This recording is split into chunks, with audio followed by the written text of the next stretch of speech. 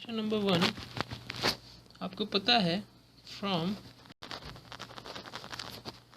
First law of thermodynamics, क्या पता है? Change in internal energy is equal to Q plus W, हाँ कि ना? इक्वेशन 1। और आपको पता है वर्क दो तरह का होता है, क्या होता है? Work is equal to work while expansion और वर्क वाइल नॉन एक्सपेंशन या कॉम्प्रेशन, हाँ कि? इसको इक्वेशन 2 बना लेते हैं। पुटिंग इक्वेशन 2 इन 1, तो क्या हो गया? आपको इक्वेशन मिला del U is equal to Q plus work expansion plus work non expansion, हाँ कि ना? यहाँ तक आप लोग सहमत हैं? अब इसको हम मान लेते हैं इक्वेशन 3, ठीक है। अब गौर कीजिएगा, वर्क डन वाइल एक्सपेंशन, आपको फॉर्मूला पता ही होगा सबको, तो पता है P डेल V होता है, लेकिन एक्सपेंशन है तो नेगेटिव साइन होगा, इसको 4 मान लीजिए। सो पुटिंग इक्वेशन 4 इन 3, तो क्या मिलेगा? Del U is equal to Q minus P del V plus work non expansion, सब सहमत हैं? अब देखिए, मैं इसको ऐसे लिख सकता हूँ Q के टर्म्स में, del U plus P del V minus W non expansion. आप लोग बोलिएगा हाँ सर लिख सकते हैं। अब बताइए, del U plus P del V को एक टर्म से हम लोग जानते हैं, और याद आया, जिसको बोलते हैं change in enthalpy del H, हाँ कि ना?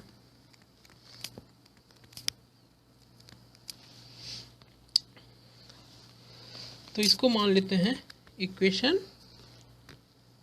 5, ठीक है। अब चलिए आगे देखते हैं। अब इंट्रॉपी के टर्म में आपको याद होगा थर्मोडायनेमिक्स थर्ड लॉ से, चेंज इन इंट्रॉपी को हम लोग Q रिवर्सिबल बाय TV बोलते हैं, हाँ कि ना? या ऐसा बोल सकते हैं Q reversible equals to T del S, हाँ कि ना? तो इक्वेशन पुटिंग इक्वेशन 6 इन 5, क्या मिला? ऐसा मिलेगा T del S is equals to del H minus W non expensive, हाँ कि ना? हाँ। अब देखिए, तो इसको ऐसे लिख सकते हैं, del H minus T del S is equal to non expansion. आप बोलिएगा हाँ सर लिख सकते हैं। फिर से चलिए याद दिलाते हैं, del H minus T del S को एक अलग नाम से भी जानते हैं। किस नाम से जानते हैं? Change in Gibbs free energy, हाँ कि ना? तो आपको क्या मिला? Del G is equal to non expansion, हाँ कि ना? तो आपको यही ना पूछा था कि बताओ कि the maximum non PV work will be equal to how much at constant pressure. तो ऑप्शन दिया था del H, del G, del S और डेल A। तो क्या ऑप्शन सही था? ऑप्शन बी आपका करेक्ट था, क्योंकि हमको पता है कि मैक्सिमम PV नॉन एक्सपेंशन में डेल G के बराबर होता है। नंबर 2, तो आपको रिएक्शन दिया हुआ था A plus B goes to reaction C। तो बोला था एक reaction A plus B reversible equilibrium में प्रोडक्ट C देता है, तो इसका जो रेट कांस्टेंट होगा, इसका यूनिट क्या होगा? ठीक है, तो आइए जानते हैं। तो पहले हम लोग इक्विलिब्रियम कांस्टेंट का, इस रिएक्शन के लिए इक्विलिब्रियम कांस्टेंट का फॉर्मूला लिखते हैं, हाँ कि ना? आपको पता है इक्विलिब्रियम को हम लोग K से डिनोट करते हैं। तो K is equal to product by reactant, तो concentration of product into concentration of reactant, हाँ कि ना? ये तो आपको सबको याद होगा। अब आपको पता है कि एक रिलेशन आपने पढ़ा होगा कि एक्टिविटी जो होता है वो डायरेक्टली प्रोपोर्शनल होता है कंसंट्रेशंस, ठीक है। तो हम इसको ऐसे लिख सकते हैं, activity of C is equals to activity of A into activity of B, हाँ कि ना। और आपको ये भी बता दें, एक्टिविटी जो है वो यूनिटलेस क्वांटिटी है, उसका कोई यूनिट नहीं होता है।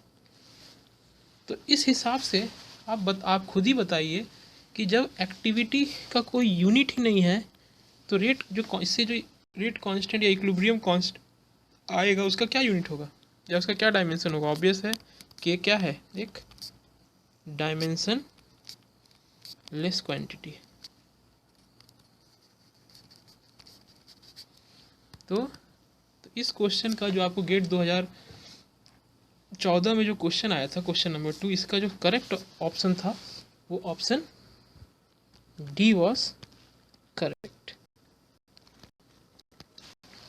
क्वेश्चन नंबर 3 कुछ इस प्रकार से था कि the number of IR active vibration normal mode of CO2। ठीक है, तो जनरली इस तरह के क्वेश्चन को सॉल्व कैसे करते हैं, तो इस एक्चुअली CO2 जो है ट्राई एटॉमिक लीनियर मॉलिक्यूल है, आपको पता ही होगा। तो number of vibrational mode calculate करने का फॉर्मूला होता है 3n-5, और n क्या है, n is the number of atom. तो CO2 में कितना एटम है, तो ऑब्वियस है CO2 का केस में अगर देखें तो n = 3 है। तो आपको इस फार्मूला से अगर हम नंबर ऑफ वाइब्रेशनल मोड निकालें तो कितना हो गया, 3 × 3 - 5 दैट इज़ 9 - 5 = 4। ठीक है, तो इस फार्मूला से हिसाब के CO2 का नंबर ऑफ वाइब्रेशनल मोड कितना है, 4 है। अब इसमें कितना IR एक्टिव है, तो एक्चुअली CO2 में जो होता है 4 नहीं 3 IR एक्टिव मोड होता है। कौन कौन, एक होता है सिमेट्रिकल स्ट्रेचिंग, IR एक्टिव होता है। सिमेट्रिकल स्ट्रेचिंग जो है वो IR एक्टिव है।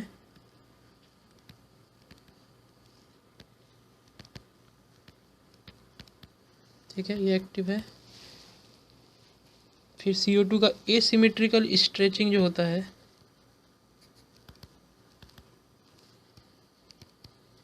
वो भी एक्टिव होता है। लेकिन जो बेंडिंग मोड होता है CO2 का 2, जो आपको पता है COO बेंडिंग मोड जो होता है, जो 2 आपका बेंडिंग मोड होता है वो IR दोनों अलग अलग नहीं, एक ही मतलब कि कंट्रीब्यूशन होता है। IR इंटेंसिटी उसका अराउंड 0.03 होता है, सेम होता है। तो ये दोनों को हम लोग 2 काउंट ना करके एक ही काउंट करते हैं, कंसीडर करते हैं। तो टोटल नंबर ऑफ अगर पूछा जाए कि वाइब्रेशनल मोड जो IR एक्टिव है वो कितना है, 1, 2 और ये 3। तो the right answer is 3 is the IR active mode. तो आइए क्वेश्चन नंबर 4 का सॉल्यूशन जानते हैं। क्वेश्चन ये था कि number of C2 axis in CCl4 is. ठीक है, तो पूछा था कि कार्बन टेट्रा क्लोराइड जो होता है उसमें C2 एक्सिस कितना होता है, टोटल नंबर बताओ। तो आपको पता है कि कार्बन टेट्रा क्लोराइड जो है एक टेट्राहेड्रल मॉलिक्यूल है। तो ऑब्वियस है इस हिसाब से इस कार्बन टेट्रा क्लोराइड का जो पॉइंट ग्रुप है वो है ये TD पॉइंट ग्रुप से बिलोंग करता है। ठीक है, और एकदम याद करने वाला क्वेश्चन आया था, डायरेक्ट जिसको याद है वही इसको सॉल्व कर सकते हैं। और जो TD पॉइंट ग्रुप में जो बिलोंग करता है इसमें क्या क्या होता है, पहला उसमें 4C3 एक्सिस होता है, दूसरा 3 C2 एक्सिस होता है और 6 सिग्मा D होता है। तो आपको पूछा था कि C2 एक्सिस कितना होता है, तो ऑब्वियस है कार्बन टेट्राक्लोराइड में अगर देखें तो इस हिसाब से अगर टेट्राहेड्रल पॉइंट ग्रुप है तो इसमें 3 C2 एक्सिस होता है। क्वेश्चन नंबर 5 पूछ रहा था कि what will be the magnetic quantum number that is m for px orbital. ठीक है, तो आपको पता है कि मैग्नेटिक क्वांटम नंबर जो होता है वो azimuthal quantum number that is l पे डिपेंड करता है, हाँ कि ना। और p ऑर्बिटल का एजुमिथल क्वांटम नंबर 1 होता है। तो उस हिसाब से मैग्नेटिक क्वांटम नंबर x का कहाँ से p ऑर्बिटल कहाँ से कहाँ लाई करेगा, +1 0 और -1, हाँ कि ना। अब इन तीनों में से कौन सा वैल्यू पी एक्स का होगा वो डिपेंड करेगा कि आप कौन सा एक्सिस को या कौन सा, क्योंकि एक्स जो होता है आपका जो पी ऑर्बिटल होता है वो 3 ऑर्बिटल से बना हुआ होता है। आपको पता ही होगा किससे किससे बना होता है। अगर इसको पी एक्स मानेंगे तो ये पी वाई और ये पी जेड, हाँ कि ना। तो ये 3 एक्सिस से बना रहता है। तो अब इसमें कौन सा इंटर न्यूक्लियर एक्सिस होगा। अगर हम x को इंटर न्यूक्लियर एक्सिस मानेंगे तो इसका वैल्यू 0 होगा। अगर y को मानेंगे तो इसका वैल्यू +1 होगा। अगर z को इंटर नहीं तो इसका -1 होगा। तो हमारा मतलब ये +1 होगा, पी एक्स का वैल्यू 0 होगा या माइनस वो होगा, डिपेंड करेगा कि कौन सा एक्सिस को आप इंटर न्यूक्लियर एक्सिस मान सकते हैं। तो इस केस में हम डिफाइन नहीं कर सकते, हमको दिया हुआ नहीं है कि आप m का value magnetic quantum number P x बताओ जब कोई खास एक्सिस इंटरन्यूक्लियर एक्सिस है, तो डिफाइन नहीं किया हुआ है। तो इस पर पी एक्स का वैल्यू कुछ भी हो सकता है, +1 भी हो सकता है, 0 भी हो सकता है, माइनस भी हो सकता है। तो इसके लिए हम जो मैं बेस्ट ऑप्शन चूज करता वो ऑप्शन डी करता, दैट इज अनडिफाइंड या undetermined. D will be the correct option, क्योंकि हमारा internuclear axis defined. Question number 6 जो था वह बहुत बेसिक क्वेश्चन था, या बोल सकते हैं डायरेक्ट, मतलब कि इसमें आप मार्क्स आसानी से उठा सकते हैं अगर आपको थोड़ा सा याद है या आप थोड़ा सा दिमाग पे जोर डालेंगे तो इसको क्वेश्चन को आसानी से मतलब कि सॉल्व कर सकते हैं। तो बोल रहा था कि यहाँ पर आप मॉलिक्यूलर पार्टीशन फंक्शन का इक्वेशन बताइए जहाँ पर आपका एनर्जी लेवल जो है इक्वी स्पेस्ड। ठीक है, तो ये बहुत ही आसान क्वेश्चन था। तो मॉलिक्यूलर पार्टीशन फंक्शन जो होता है उसका फॉर्मूला होता है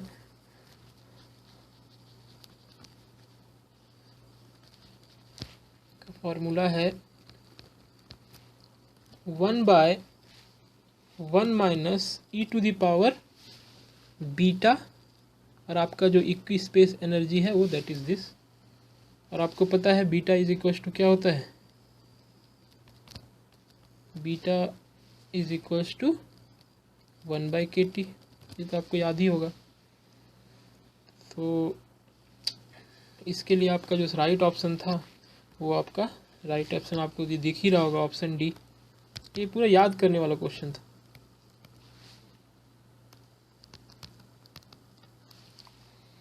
और बीटा का वैल्यू कितना होता है, बीटा का वैल्यू होता है हमारा, ये याद रखिएगा, ये सब फ्यूचर में आपको आ सकता है, beta is equal to 1/kT। ये बहुत बेसिक क्वेश्चन था सरफेस केमिस्ट्री का, और ये डायरेक्ट लैंगमुअर आइसोथर्म पे क्वेश्चन था। तो आपको पता ही है द जनरल इक्वेशन क्या होता है। जनरल इक्वेशन आपको मैं लिखूंगा, लैंगमुअर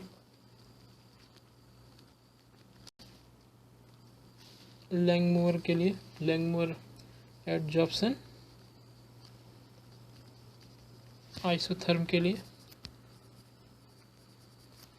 तो क्या होता है, थोड़ा दिमाग पे जोर डालिएगा तो आसान से आपको याद आ जाएगा। Theta is equal to kx by 1 plus concentration of monoatomic gas. ठीक है, लेकिन आपको क्वेश्चन में बोल दिया है कि the concentration of gas very low है। ठीक है, तो एट वेरी लो कंसंट्रेशन, तो ये सब बहुत आसान था। मतलब कि डिनोमिनेटर अप्रॉक्सीमेटली इक्वल टू क्या हो जाएगा, ये तो हम लोग बचपन से करते आ रहे हैं, एज्यूम दैट इज़ 1। तो आपका यही फार्मूला क्या चेंज हो जाएगा, ये फार्मूला मेरा चेंज हो जाएगा, theta is equals to kx, है कि ना। तो आपका कौन सा ऑप्शन सही था, आपका ऑप्शन ए जो था वो सही था। पे फटाक से आपको टिक मारना था और 1 नंबर वहाँ पर क्या। क्वेश्चन नंबर 8 बहुत ही आसान क्वेश्चन। अगर आप इसमें इस तरह के क्वेश्चन में गलती करते हैं तो आप कह सकते हैं आपके लिए बैड लक है। लेकिन आइए चलिए सॉल्व करते हैं। तो ये बेसिकली गैसीय स्टेट का क्वेश्चन था। तो आपको पहले याद ही होगा एवरेज स्पीड या एवरेज वेलोसिटी ऑफ गैस को हम लोग किससे डिनोट करते हैं, किसी फॉर्मूला से। तो कुछ इस तरह से होता है, याद होगा, √8RT/πm, हाँ कि ना। और इसमें आपको पता है, बोल दिया है टेम्परेचर मेरा कांस्टेंट है, गैस कांस्टेंट भी कांस्टेंट ही रहता है, पाई का वैल्यू भी कांस्टेंट रहता है, हाँ कि ना। तो हम बोल सकते हैं कि हमारा एवरेज स्पीड जो है वो इन्वर्सली प्रोपोर्शन से एवरेज स्पीड जो है वो किस पे डिपेंड कर रहा है,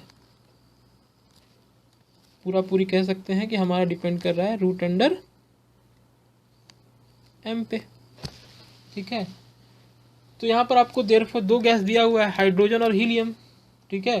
तो कर दीजिए एवरेज स्पीड किसका, हाइड्रोजन का, divided by average speed helium का, ठीक है। तो क्या हो जाएगा मेरा इक्वेशन, ऊपर चला जाएगा, that is mass of helium by mass of hydrogen. Mass of helium कितना हुआ 4 और हाइड्रोजन का 2, √2 का 2, 2 दूनी 4, that is √2।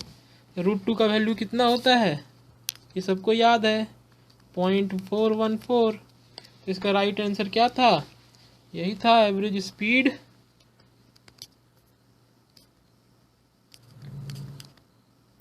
Of hydrogen by average speed of helium का जो रेशियो आएगा दैट इज इक्वल टू 1.414।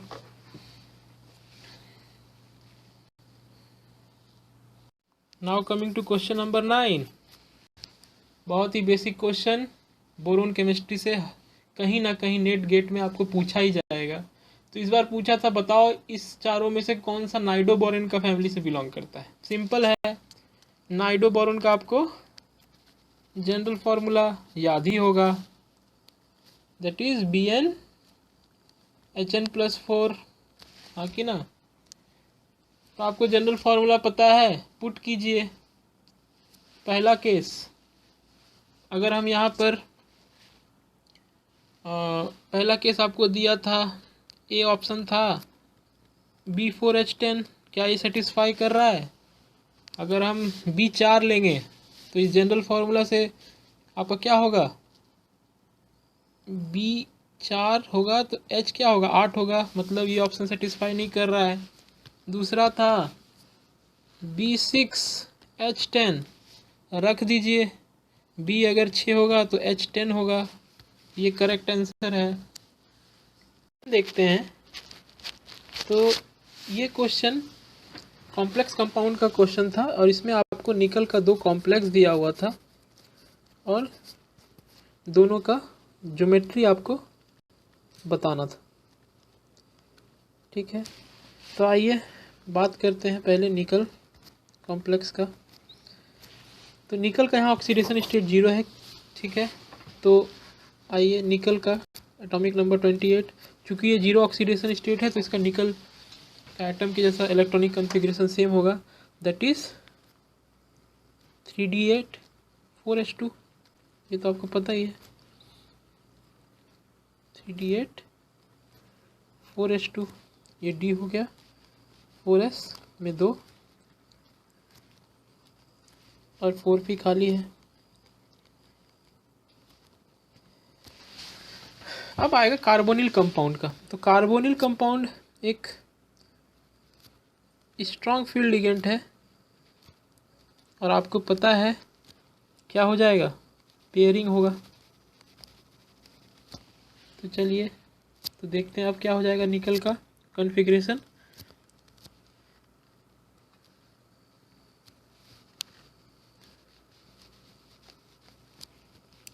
तो जो यहाँ पर सिंगल था वो स्ट्रॉन्ग फील्ड के प्रेजेंस में पेयर्ड अप हो जाएगा। तो आपका कुछ इस तरह से होगा, इलेक्ट्रॉन का सब पेयरिंग हो जाएगा। तो 3d 4s और 4p। तो आपका ऑब्वियस है 4 लिगेंड है, तो आपका फील्डिंग क्या होगा, यहाँ पर होगा। तो एक s में जाएगा और बाकी का 2 कार्बोनिल ग्रुप यहाँ पर बॉन्ड करेगा। तो इस कॉन्फ़िगरेशन को क्या बोलते हैं, sp3। और देख रहे हैं यहाँ कोई अनपेयर्ड इलेक्ट्रॉन नहीं है, तो एक और इंफॉर्मेशन दे देते हैं, ये डायामैग्नेटिक है। ठीक है, अब आते हैं बैक।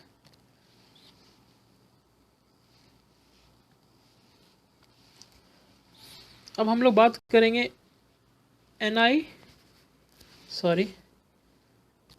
अब हम लोग बात करेंगे आपका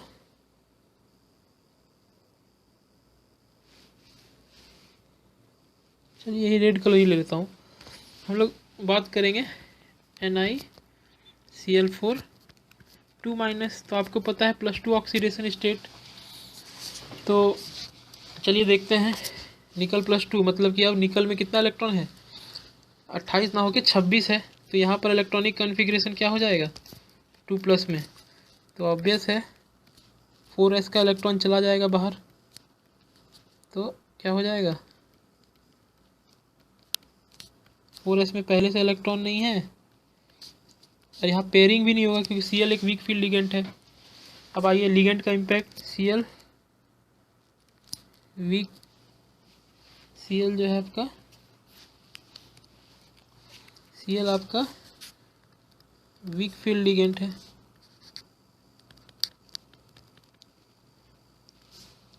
तो आपका क्या होगा, पेयरिंग नहीं होगा, नो पेयरिंग। तो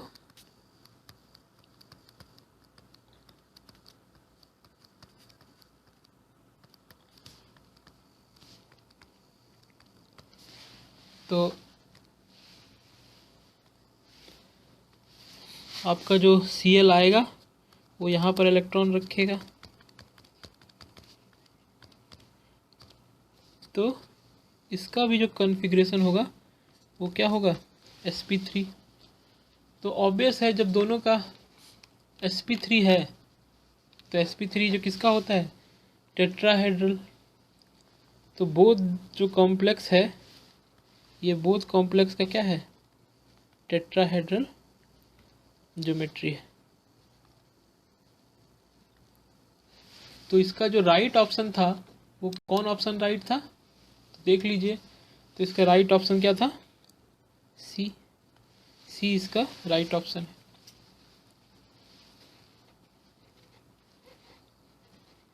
नंबर 11 में आपको पूछ रहा है, एक कंपाउंड दिया हुआ है जिसका कुछ फॉर्मूला इस तरह से है, H2S5O6, और पूछ रहा है कि इसमें बताओ कि सल्फर सल्फर कितना बॉन्ड है, ये क्वेश्चन है। तो बहुत ही आसान क्वेश्चन है, इसमें आसानी से आप मार्क्स उठा सकते थे। तो चलिए देखते हैं। तो सल्फर का आपको बोला था कि 5 बॉन्ड है, चलिए बनाते हैं। ठीक है, S5 हो गया और इसमें कुछ इस तरह से था, इसका स्ट्रक्चर होता है। ठीक है, ये है इस कंपाउंड का स्ट्रक्चर। तो इसमें पूछा था कि सल्फर सल्फर, तो आप देख ही लीजिए कितना बॉन्ड है सल्फर का, आप काउंट कर ही सकते हैं, या चलिए मैं काउंट करके दिखाता हूँ।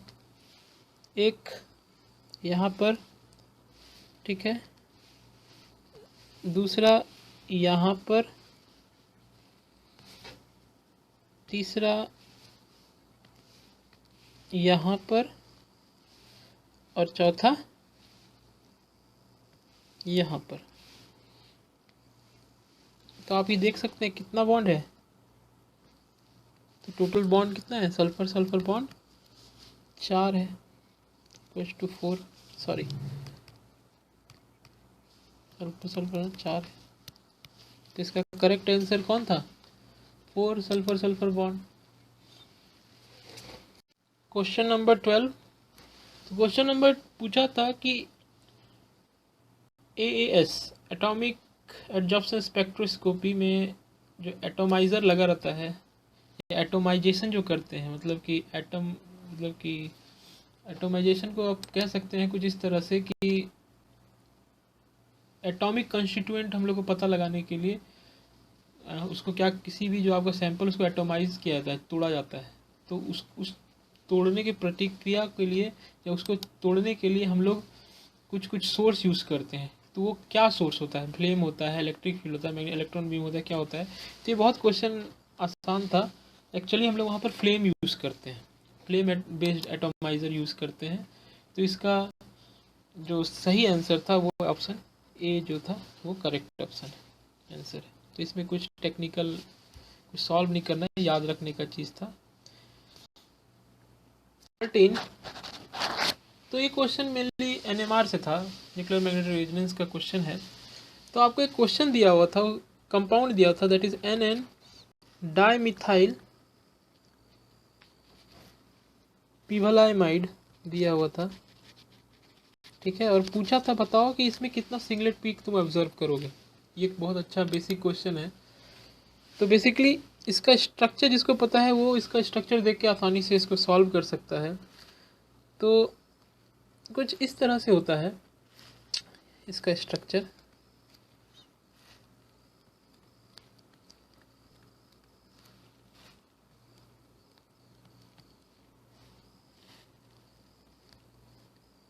कुछ इस तरह से इसका स्ट्रक्चर होता है, ठीक है।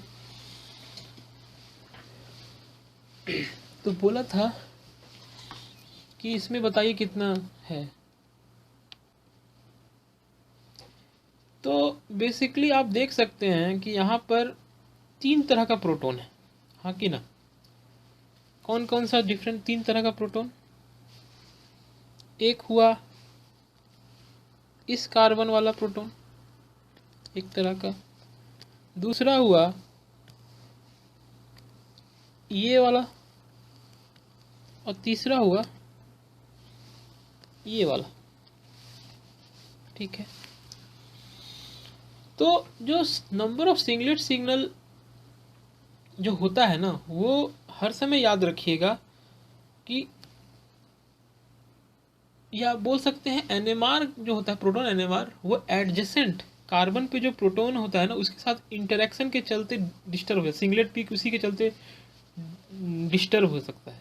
तो आप कह सकते हैं कि number of singlet proton is equals to number of proton having no adjacent carbon proton.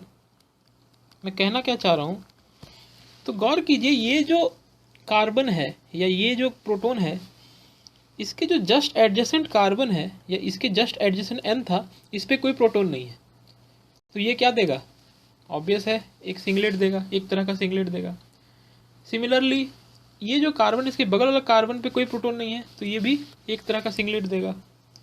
Similarly मतलब एक तरह का सिंगलेट सिग्नल देगा। सिमिलरली ये कार्बन है, इसके बगल वाले कार्बन में कोई प्रोटॉन नहीं है, तो ये एक तरह का सिंगलेट पीक देगा। तो ऑब्वियस है आपको कितना सिंगलेट ऑब्जर्व होगा। तो ऑब्वियस है इसका आंसर था कि आपको 3 singlet peaks different chemical shift पे ऑब्जर्व होगा। तो इसका जो राइट आंसर था वो था 3 सिग्नल्स। Question number 14। तो बोल रहा था कि आपको यहाँ पर 4 मेटल दिया हुआ था, मैग्नीज, आयरन, क्रोमियम और कोबाल्ट, और पूछा था कि वो कौन सा इसमें मेटल है जो homoleptic polynuclear metal carbon compound नहीं बनाता है। तो homoleptic polynuclear metal carbon compound वो होता है जिसमें मेटल कार्बन या मेटल मेटल बॉन्ड हो, ठीक है। तो इसमें जो राइट आंसर होगा वो बेसिकली क्रोमियम है, क्योंकि मैग्नीशियम, आयरन और कोबाल्ट तीनों जो है metal carbonyl polynuclear metal carbonyl complex बनाता है। तो बेसिकली जो इसका राइट आंसर था वो क्रोमियम था। क्यों था? क्योंकि क्रोमियम में ऐसा इसलिए है बिकॉज क्रोमियम का अगर क्रोमियम क्रोमियम बॉन्ड लेंथ या क्रोमियम कार्बन जो बॉन्ड लेंथ होता है ना वो बहुत लार्ज होता है, ठीक है, ये लार्ज होता है। तो इसके चलते क्या होता है, जो बॉन्ड फॉर्म होता है ना कॉम्प्लेक्स कंपाउंड में वो बहुत वीक होता है, तो वो मतलब कि आसानी से टूट जाता है या डिफॉर्म हो जाता है। इसलिए क्रोमियम जो है वो नेटिव स्टेट में homoleptic polynuclear metal complex carbonyl compound नहीं बना पाता है। तो इसका जो करेक्ट आंसर था वो था ऑप्शन सी, करेक्ट ऑप्शन। तो बेसिकली यहाँ पर आपको एक रिएक्शन दिया हुआ था, इनऑर्गेनिक रिएक्शन, आपको यहाँ पर प्रोडक्ट आइडेंटिफाई करना था। तो आपको एक कॉम्प्लेक्स दिया हुआ था Cp2TaMe2 जो सोडियम मिथॉक्साइड से रिएक्ट कर रहा था, पूछा था व्हाट इज़ द प्रोडक्ट। तो इसका कॉम्प्लेक्स का पहले स्ट्रक्चर बनाते हैं। तो ये कॉम्प्लेक्स कुछ इस तरह से दिखता है, TA है ना, तो ये कुछ इस तरह से दिखेगा, TA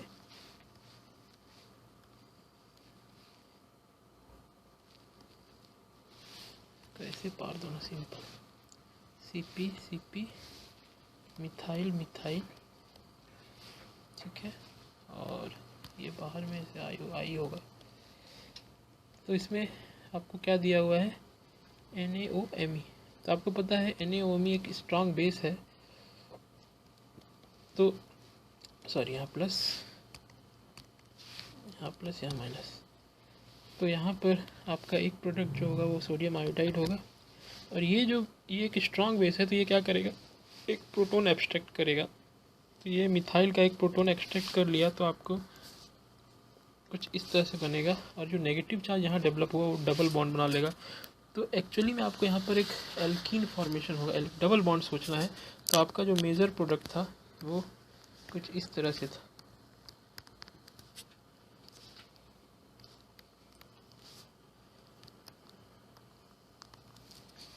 CH2 ऐसा कुछ था। तो इस हिसाब से जो आपका सही ऑप्शन था वो ऑप्शन सी होगा सही, करेक्ट मेरे हिसाब से। 16, तो इस क्वेश्चन में आपको कोबाल्ट के 2 कॉम्प्लेक्स दिए हुए थे। जो पहला कॉम्प्लेक्स था वो था COH2O4 Cl2 और NO2, और दूसरा जो कॉम्प्लेक्स था वो था COH2O4 ClNO2 Cl, और पूछ रहा था कि ये दोनों जो कॉम्प्लेक्स हैं ये किस तरह के आइसोमर्स। तो बेसिकली अगर देखेंगे तो दोनों का मॉलिक्यूलर फार्मूला सेम है, लेकिन डिफरेंस क्या है कि जो ब्रैकेट के बाहर जो लिगेंड लगा हुआ है वो दोनों डिफरेंट। जब इस तरह का केस आता है तो इस तरह के आइसोमर्स को हम लोग आयोनाइजेशन आइसोमर्स भी कहते हैं, या आयोनाइजेशन आइसोमेरिज्म भी कहते हैं। ऐसा क्यों? क्योंकि जब हम इस कॉम्प्लेक्स को पानी में घुलाएंगे तो ये आयोनाइज होकर आपको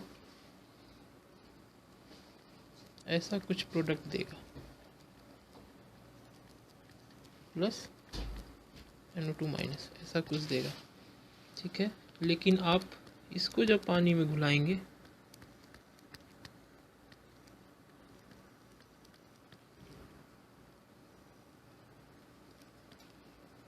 तो ये आयोनाइज होकर आपको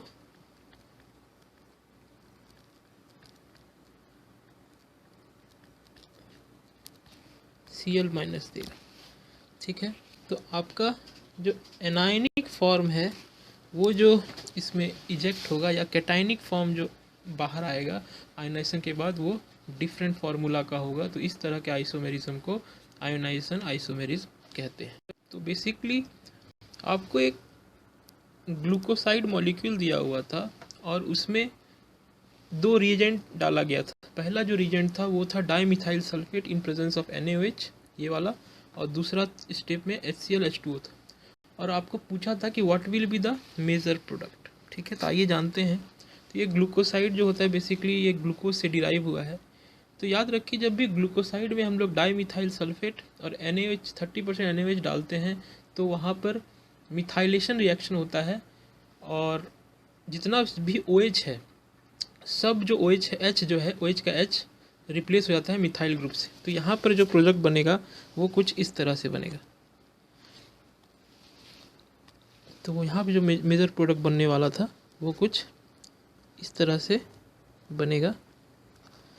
सब प्रोटॉन को आपको हटा देना है। तो यहाँ पर OMe, यहाँ पर OMe, यहाँ पर OMe, OMe मिथाइलेट हो जाएगा, सब मिथाइलेशन हो जाएगा। फिर आपको HCl और वाटर दिया हुआ था, तो एसिडिक हाइड्रोलिसिस किया गया था। तो आपको पता ही है जब भी एसिडिक हाइड्रोलिसिस किया जाता है तो वहाँ पर क्या होता है, मतलब कि इथरिक ग्रुप ब्रेक करता है, मतलब हाइड्रोलिसिस होगा, मतलब कि फिर से अल्कोहल का फॉर्मेशन होगा, मिथाइल इथरिक ग्रुप का ब्रेकेज होगा और अल्कोहल का फॉर्मेशन होगा। तो इस एक्चुअली HCl वाटर आपका इस बॉन्ड को ब्रेक कर देगा और यहाँ पर OH का फॉर्मेशन होगा। तो आपका जो फाइनल प्रोडक्ट होगा वो कुछ इस तरह से होगा।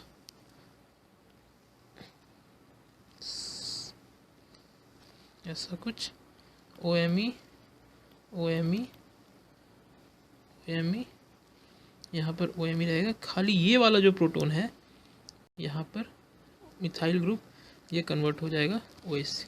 तो आपका जो मेजर प्रोडक्ट था वो कुछ इस तरह से होगा। तो इस हिसाब से आप देख लीजिए आपका कौन सा ऑप्शन सही है। Option C is correct. Question number 18। तो यहाँ पर इस क्वेश्चन में आपको 4 स्ट्रक्चर दिए हुए थे और उसमें आपको सही स्ट्रक्चर गुआनोसाइन के लिए मतलब कि पकड़ना था या आइडेंटिफाई करना था। तो आइए जानते हैं क्या स्ट्रक्चर इसका सही होगा। तो हमारा मॉलिक्यूल था गुआनोसाइन। तो बेसिकली इसका फॉर्मूला होता है C10H13N5O5।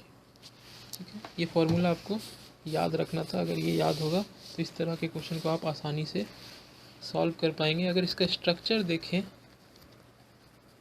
तो इसका स्ट्रक्चर कुछ इस तरह से होता है।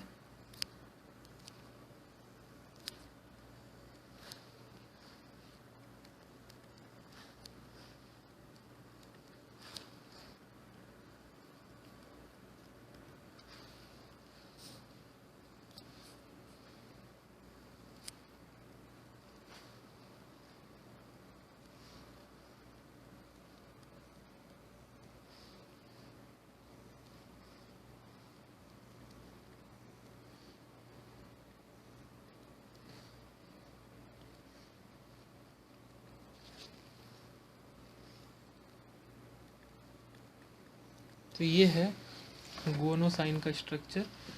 तो आप अगर इसको मिलाएंगे तो आपका ऑप्शन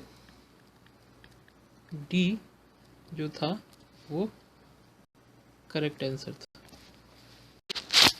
तो आइए, तो यहाँ पर आपको मतलब कि आयर के C+C के आयर स्ट्रेचिंग फ्रीक्वेंसी का ऑर्डर पूछा गया था और आपको 3 कंपाउंड दिया हुआ था। ठीक है, ये क्वेश्चन था। आपको जो पहला कंपाउंड दिया हुआ था वो कुछ इस तरह का था।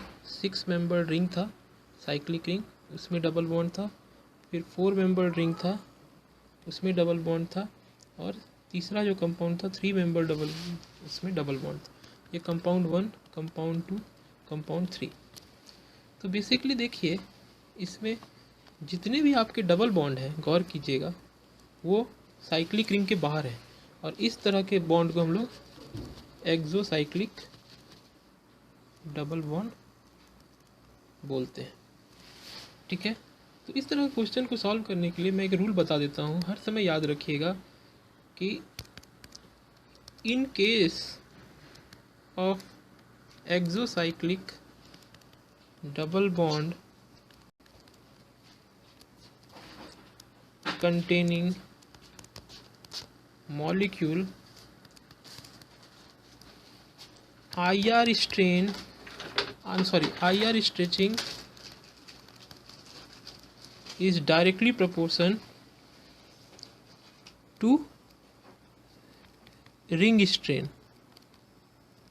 ठीक है, तो हर समय याद रखिएगा जितना ज़्यादा आपका रिंग स्ट्रेन होगा उतना ज़्यादा आपका IR स्ट्रेचिंग फ्रीक्वेंसी होगा, और रिंग स्ट्रेन जो होता है वो डायरेक्टली प्रोपोर्शन होता है size of the inversely proportion होता है साइज ऑफ द रिंग।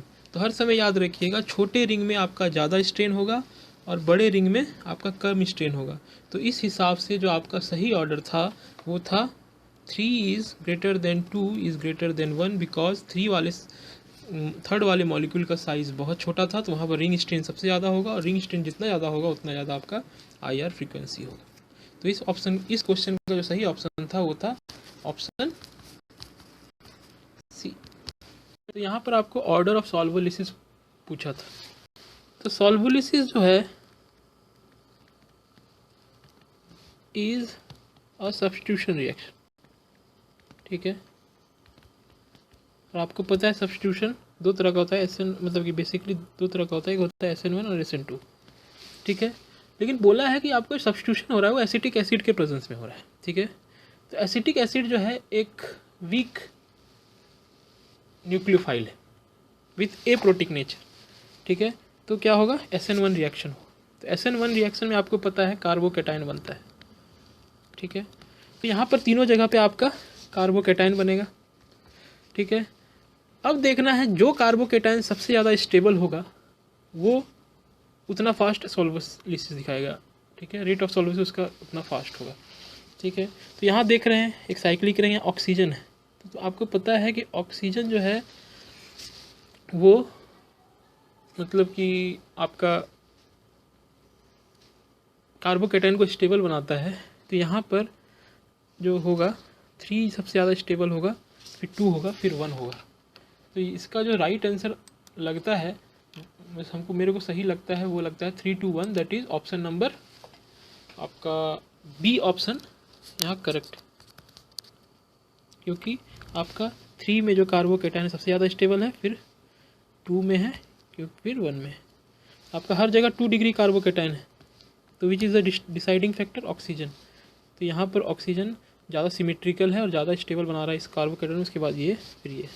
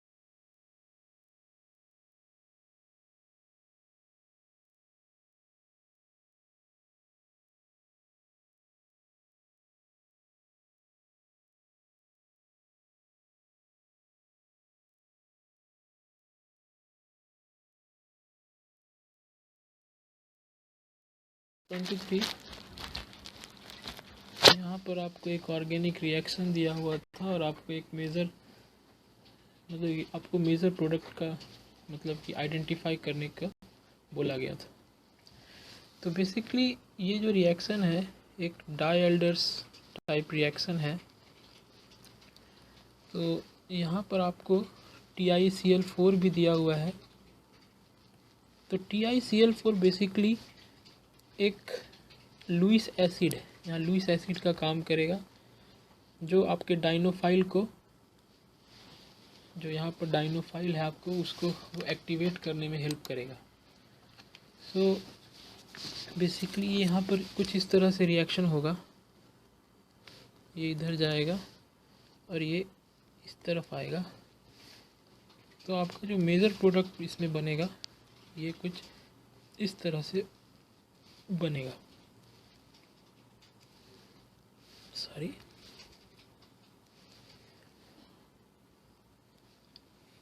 और ये जो होगा आपका CO2Me ये नीचे की तरफ होगा। ऐसा क्यों? क्योंकि हर समय याद रखिए जब भी आपका कोई लुईस एसिड रहता है तो वो डाइनोफाइल को एक्टिवेट करता है, क्योंकि अगर इसको ऊपर रखेंगे तो यहाँ पर आपका रिपल्सन पैदा होगा इस एंगल से।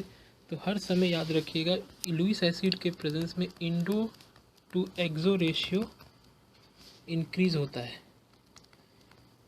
इसका मतलब क्या है? इसका मतलब ये है कि endo will be major product. Okay, याद रहेगा। तो इस हिसाब से इस तरह से आपको क्वेश्चन सॉल्व करना था। तो इस क्वेश्चन का जो आपको सही ऑप्शन फाइंड करना था या क्लिक करना था वो ऑप्शन सी था।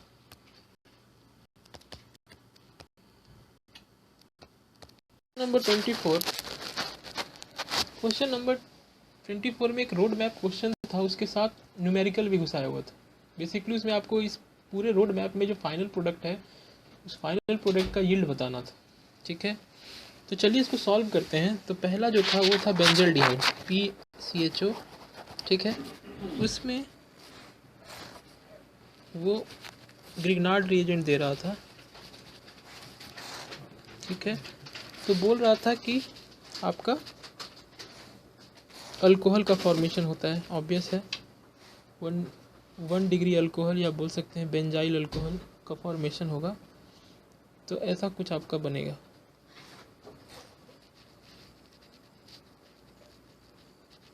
ठीक है, फिर उसमें जोन्स रिएजेंट डाला गया। तो उसमें आपका जो मेजर प्रोडक्ट होगा, जोन्स रिएजेंट एक्चुअली किसको कहते हैं? CrO3 in presence of aqueous H2SO4। ठीक है,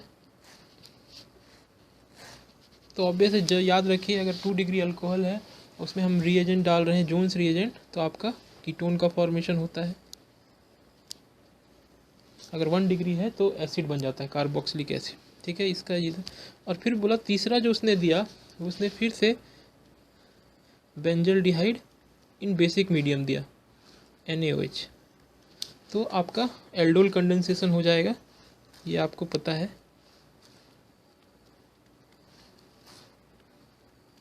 अल्फा बीटा अनसैचुरेटेड कीटोन का फॉर्मेशन होगा, इसका यील्ड भी 80%। तो बोला कि इसका फाइनल जो प्रोडक्ट बना ये वाला, इसका यील्ड बताओ कितना है। चलिए सॉल्व करते हैं इसको। बेसिकली बहुत आसान क्वेश्चन था, इसको हम लोग इस तरह से सॉल्व करते हैं। अगर इसको इनिशियली हम मान लेते हैं X अमाउंट से हमने रिएक्शन स्टार्ट किया, तो 90% अगर यील्ड हुआ तो X ग्राम से स्टार्ट किया है तो ये कितना हो जाएगा? 0.9 ग्राम। ठीक है, अब बोल रहा है कि सेकेंड स्टेप में आपका 80% यील्ड हो रहा है। तो ऑब्वियस है 0.9 ग्राम का अगर 80% हम करेंगे तो कितना होता है? 80% ऑफ 0.9 ग्राम, 9x कितना हो जाएगा? तो अगर सॉल्व कीजिएगा तो इसका वैल्यू आएगा 0.9 into 0.8 that is 0.72 gram. Similarly x होगा 0.72x ग्राम्स। सिमिलरली फिर उसका जब 80% करेंगे, सिंपल है, x का 80% आप कीजिए तो कितना होता है? जब आप कीजिएगा तो इसका आपका ओवरऑल वैल्यू आएगा 0.576x। ठीक है, तो ये तो इतना अमाउंट ऑफ x बनेगा, लेकिन आपको पूछा परसेंटेज में यील्ड, तो ओवरऑल निकाल दीजिए। ओवरऑल यील्ड हो जाएगा, तो आपको पता है परसेंटेज निकालना कैसे होगा, final by initial that is 0.576x by x into 100। आपका इतना प्रोडक्ट बना और हमने इनिशियली x ग्राम से स्टार्ट किया था, तो x कैंसिल, तो आपका यील्ड कितना आया इस रिएक्शन का, या ओवरऑल यील्ड 57.6%। तो इस तरह से इसको सॉल्व करना था। तो क्वेश्चन यहाँ पर, इस क्वेश्चन में आपको मतलब कि बहुत सारा रिएजेंट का कम्बिनेशन दिया हुआ था ऑप्शन में, आपको बेस्ट रिएजेंट का कम्बिनेशन फाइंड आउट करना था इस रिएक्शन कन्वर्जन के लिए। क्या रिएक्शन था आपका, ये मॉलिक्यूल को इसमें कन्वर्ट करना था,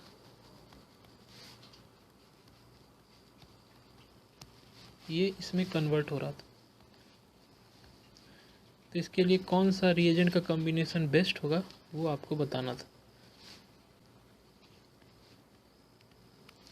तो आइए जानते हैं इसका आंसर।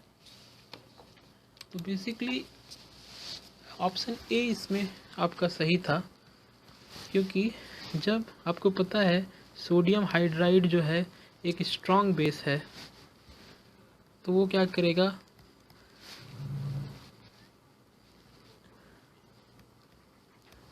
यहाँ का जो फेनॉल OH ग्रुप है इसका H को सोडियम हाइड्राइड रिप्लेस कर देगा, या बोल सकते हैं कि एब्स्ट्रैक्ट कर लेगा। तो ऑक्सीजन पे जो नेगेटिव चार्ज आएगा वो कार्बन डाइसल्फाइड से रिएक्ट करेगा और कुछ इस तरह से एडिशन प्रोडक्ट बनेगा, इस तरह का एडिशन प्रोडक्ट आपको नज़र आएगा। यहाँ का OH चला गया, ये जो है फिर कार्बन डाइसल्फाइड से रिएक्ट करेगा और कुछ इस तरह से बनेगा। अब ये मिथाइल कहाँ से आया, तो S पे जो नेगेटिव चार्ज आया था वो मिथाइल आयोडाइड का मतलब कि SN सब्स्टिट्यूशन रिएक्शन किया, SN2 रिएक्शन करेगा, तो इस तरह से कुछ आपका प्रोडक्ट बनेगा। अब आपका जो दूसरा रिएजेंट था वो ये दिया हुआ था Bu3SNH और AIBN। तो आपको याद रखना है जब भी ये रिएजेंट दिया जाता है वो फ्री रेडिकल मतलब इनिशिएटर होते हैं। Bu3SN के साथ AIBN दिया हुआ है तो ये फ्री रेडिकल फॉर्मेशन करते हैं। तो ये क्या करेंगे, इस पॉइंट पे आपका फ्री रेडिकल जनरेट करेंगे। तो आपका जो पहला फ्री रेडिकल यहाँ पर बनेगा वो कुछ इस तरह से बनेगा। यहाँ पर आपका हाइड्रोजन भी है तो बनेगा फ्री रेडिकल जो यहाँ पर ये देंगे Bu3SN free radical plus H free radical. तो ये जो आपका फ्री रेडिकल है ये इस पर अब अटैक करेगा। तो यहाँ पर आपका जो पहला इंटरमीडिएट बना वो कुछ इस तरह से बनेगा। ऑक्सीजन है यहाँ, OBN यहाँ पर आपका था, तो ये सल्फ़र कार्बन सल्फ़र बॉन्ड को फ्री रेडिकल मैकेनिज़्म से ब्रेक कर देगा। तो यहाँ पर आपका फ्री रेडिकल आया और यहाँ पर आपका Bu3SN जुड़ जाएगा और यहाँ पर आपका एक फ्री रेडिकल जनरेट हो जाएगा। और ये जो फ्री रेडिकल है ये बॉन्ड फिर ब्रेक होगा, इनिशिएशन रिएक्शन होगा, तो आपका कुछ इस तरह से बनेगा।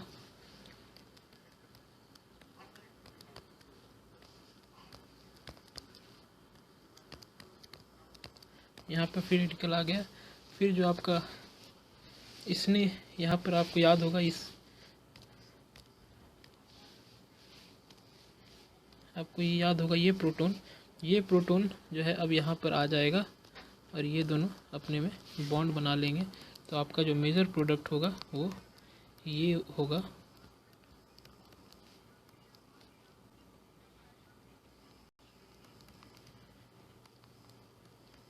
तो यही प्रोडक्ट आपको चाहिए था। तो इस रिकन्वर्जन के लिए जो बेस्ट ऑप्शन था वो ऑप्शन ए वाज करेक्ट।